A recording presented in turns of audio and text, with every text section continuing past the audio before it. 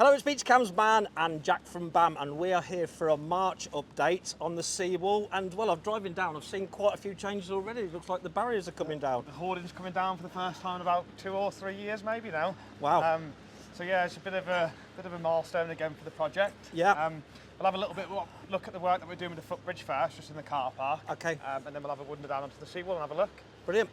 Right then. So as we come into the station car park, we're on the landward side pile cap.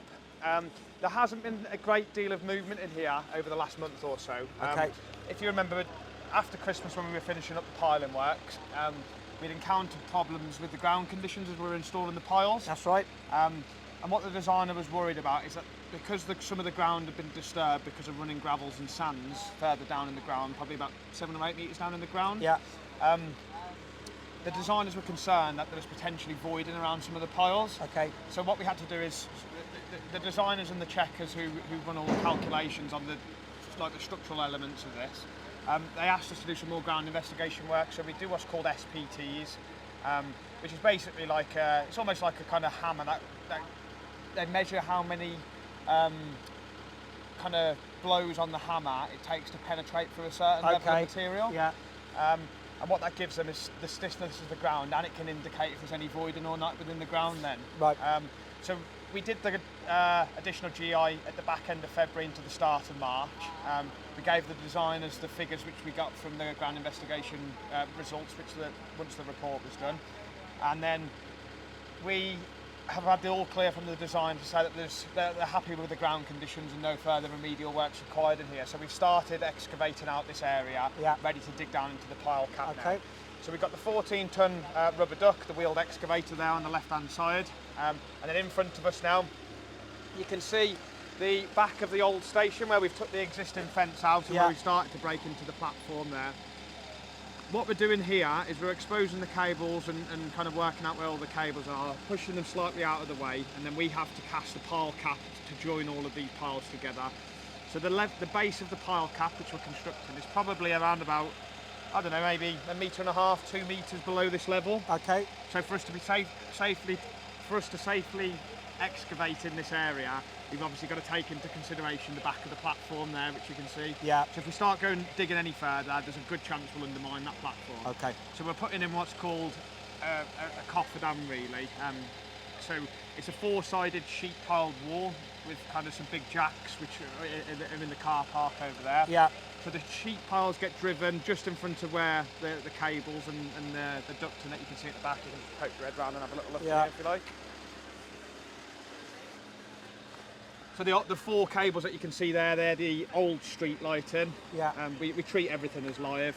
The pipe on the left-hand side is the water main, and then the new black ducting, that's our ducting which we put in for the new lighting. Yeah. And there's a couple of other ducts just underneath there again. So the team are working on nights at the moment on this, putting the sheet piles in and doing the excavation work, just because obviously you've got a risk of passengers when you're excavating that close. So we're only clearing up around here in the daytime, and then tonight they'll start the installation of the sheet piles along here. Right, okay. So this is the landward side pile cap, and like I say, it's just been a bit slower over here, just waiting for the design to be validated, and just making sure that the ground was stable from our additional GI which we completed, which obviously once the GI was done we verified that it was. Yeah. I'll take you over this side a second.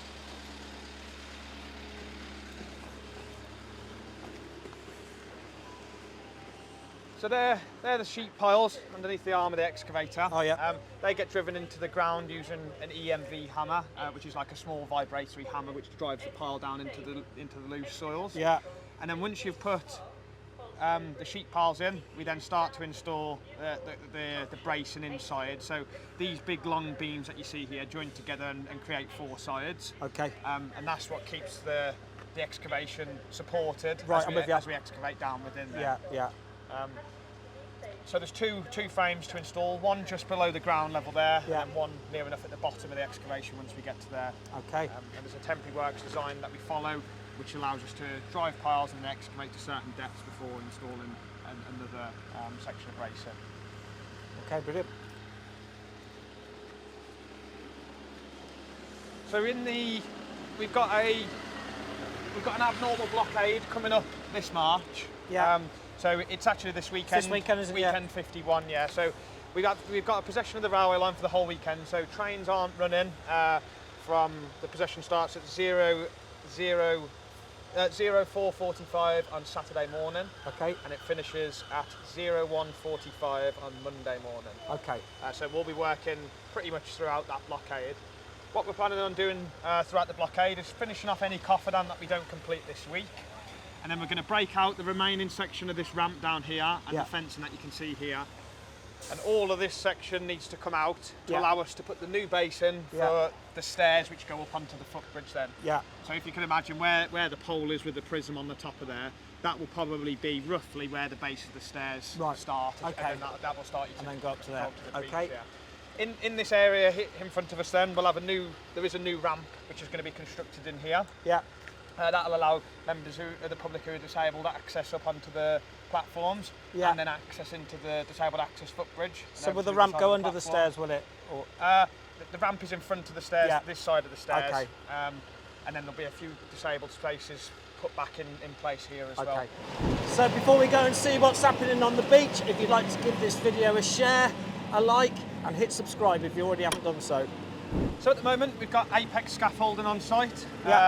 They were the company responsible for maintaining and providing the hoarding which used to go around the front of the site here. Yeah. We're having to remove the hoarding on this side now because we're at a stage where we need to knock out things that are underneath the hoarding and where it used to sit. Yeah. To allow us to start constructing the underpass to its final design level. So it's still going to be closed for a number of weeks, yeah? We've still got quite a bit of surfacing to do underneath here, which we'll be able to see in a moment. So the guys are temporarily putting the red and white barriers up, which you can see here. Yeah. And they replaced the hoarding, which once did sit on top of the kind of steps that you can see on the left-hand side. It looks a lot bigger again now. It looks absolutely massive. To be honest, it's the first time I've seen it since it's come down. It's only come down since today, and it totally opens up this area. It does, and you can see right underneath the underpass now on pretty much all three spans. Yeah, wow. You kind of forget about this area because it's been fenced off for so long. Just think about the one on the right. I know. Yeah. So the guys have been progressing really well with the granite sets and the surfacing. We did have a very large spring tide. I think it was on. Either on Wednesday or Thursday last week when we had the new moon, and there was quite a bit of swell in an easterly direction as well, and they did end up having a large amount of the surfacing that wasn't completed washed out. Oh dear. Yeah, so we had quite a bit of overtopping in there. Yeah. And because the guys hadn't fully grouted and sealed everything up, it just worked its way into the joints and just moved everything they'd put in for 3 days. So they lost about 3 days worth of work there, which is a bit of a nightmare for us. Yeah. But we're still progressing really well. I mean, you'll come underneath now and you'll see how much surfacing we've done since the last visit. Yeah. So I'll just come over to this side first. At the back end of February, we opened up Span A, which allows access back onto Marine Parade. Step-free access back onto Marine Parade now, so members of the public who are disabled can come back underneath here and use the access. So you've got the pavers which you can see in front of us here, which is kind of like a pink-red sort of material, and then you have the different colour granites as you come underneath the bridge then. So you've got grey granite which sits directly underneath the structure. Yeah. And then I think it might be pink. Oh yeah, that was it. Grey granite underneath the structure. Pink granite which runs through this strip here and over the bridge, and then grey granite in the other side of the basin over there. So this now allows access back up onto Marine Parade and then down onto the beach. Well, this is the first time I've walked this bit as well.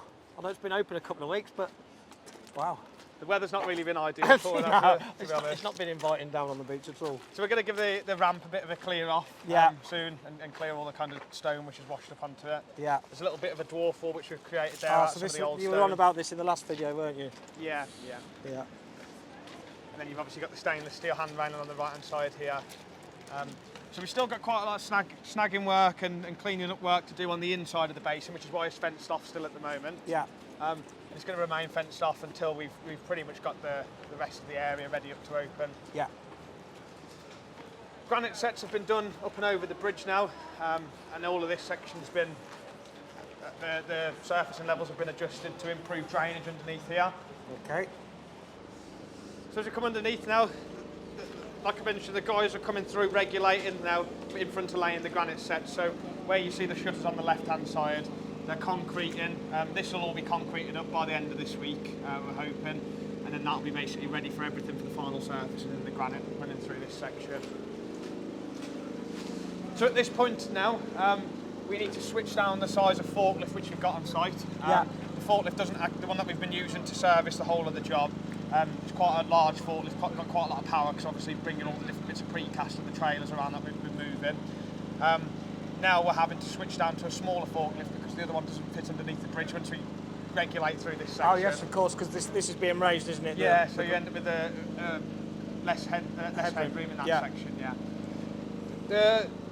Across the site entrance where we've been coming in and out of for the last 2 or 3 years, we did install a drop curb through that section, and we took out all the existing paving slabs. Those are going to be reinstated. Okay. That'll be probably the last job we do on the way out the door. Yeah. As well as lifting the service covers in the footpath in the verge. So I guess all the work you're doing now is working from the seaside out towards the road. Seaside out, yeah. I mean, we've been trying to avoid the bottom area in the springs just in case. So we're waiting for some nice, kind, neat tides for those. Yeah. But you can have a little look at the guys, what they're doing. Watch this lump of wood.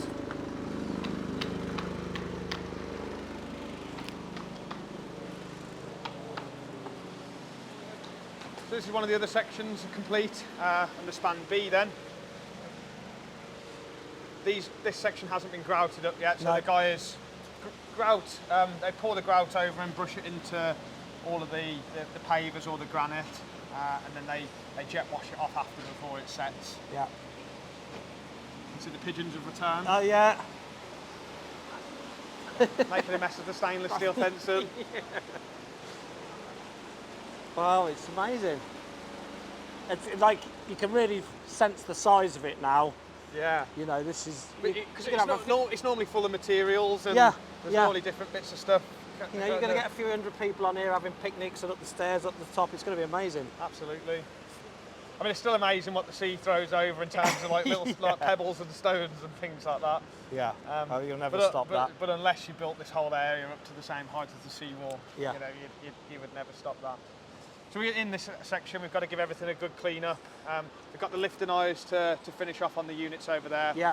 All of the base plates need polysulfiding around the bottom, and then all of the joints need cleaning out on the side. So there's a bit of work left to do in here.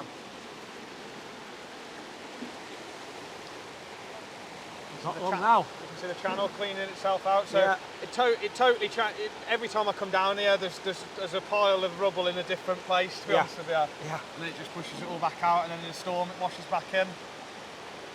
Does what it's meant to do. I know. So we did nearly have the Black Swan signets down here over the last couple of weeks. I think it was the first time they'd ever actually come. It was the first day off the nest. That's right. Yeah. So they've washed through the flood, like the debris screen upstream. That's right. Because there was a bit of a gap in the side, so we put a bit of a temporary measure in place for that. Yeah. It was quite dramatic save, but yeah, well done to you guys for jumping in. I'd literally just gone back to the office, and then the council called me. Are you free? But yeah. The strip lighting underneath the 3 spans, that's currently on order. It's on an 8-week order. I think we've got 1 or 2 weeks left for that before it arrives to site. And then the strip lighting underneath each span will be installed then. That'll provide a bit more lighting. Underneath each underpass section, you can see the new lighting on each of the piers. Yeah. So that's on all 4 piers now, and it'll give off obviously a lot more light in this section. Whereas previously there wasn't any light. There wasn't any light at all. No, you couldn't see a thing at night. So the guys are laying granite sets in every direction possible at the minute. So we've got a team of about, I think, 12 or 14 working on this at the moment. Yeah. Obviously a few of them on break at the moment, and a few of them have been switched tonight just to help out up the on the landward side pile cap. But this is progressing really well. By the back end of this week, we'll probably be down towards where the total station is and have that 1/2 of that section completed. There is some more seating to install around the top of those steps there. That's going to be done out of the reclaimed stone. So Right. there'll be a lot more seating on this side. So this section in front of us is going to ramp down. Yep. And then these will be the steps, and then seating on there. Okay. Yeah. So this ramps down to allow all the water to drain from underneath the underpass and the section behind us. That's the way all the levels work. There's almost like a channel in this section that the guys are working in. So all the water, all the surface has got crossfalls and gradients, so that when it does start overtopping, or if we do get heavy periods of rain, that it'll all drain out through the side of the basin. Yeah. And to be honest, you do see it, and you can see it working without being up to final surface level, because when the waves hit the wall, we very rarely get any sort of ponding at all in this area. I mean, it does obviously disturb the work which we're doing, and it does take a bit of morale out of the lads to see the work getting ruined. I bet it does. Must be really gutting, especially losing 3 days worth. Yeah. But they're still ploughing away at it. Absolutely. So we'll just have a look at the seaward side pile cap.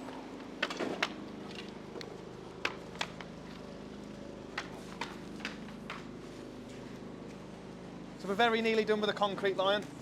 Okay. Down to here. So the concrete line can be then, by the end of the week, this concrete line can then be cut back to the station footbridge, and then the only thing that we've got left to do up there is the concrete pours for the bridge itself. And then we can start giving this whole area a good clean up on the way out the door here. Yeah. We still have the reclaimed bench to build in the gap that you can see where the fence is there on the left. Yeah. That's what all these sections are here for. They've just got to be kind of broken apart and re-pieced back together. But look nice once the seating starts to come through here. We had to load up with a large amount of steel over the weekend, because the only way we can get steel here is on a Saturday night, rules of the route possession. Yeah. So all the steel has been put into this area here, and we'll then start to construct the shield wall base slab, which is basically where the machine is sat. This is the seaward side pile cap then. We have just completed the first pour on it today. So there's 3 stages to this concrete pour. We pour up to the level that it's at the moment. Yeah.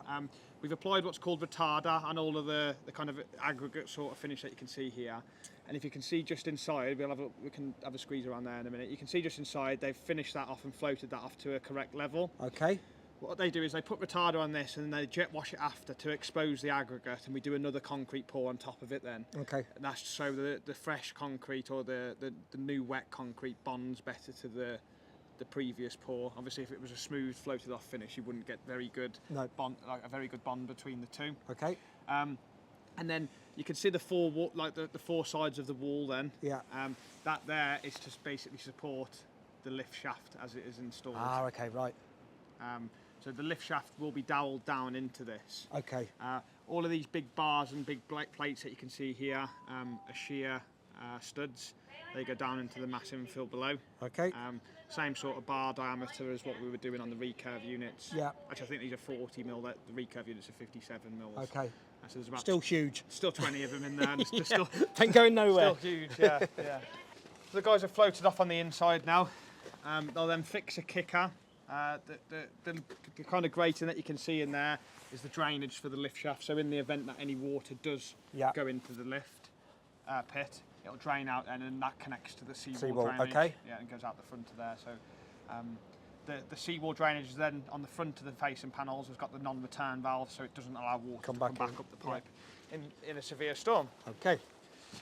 The drop that you can see in there, that's basically where the surface and level will be on the platforms, and that's where you'll walk into the lift.